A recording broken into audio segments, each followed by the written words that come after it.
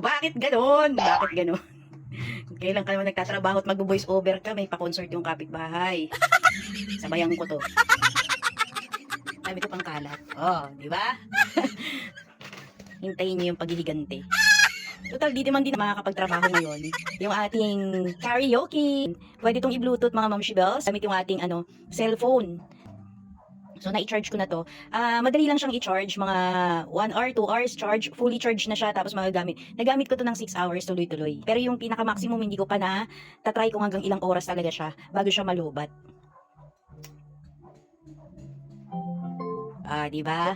May kasamang ano yan, flash drive mga mamshi bells. Ayan yung lalagyan na nung flash drive natin. Ay, dalawang mic.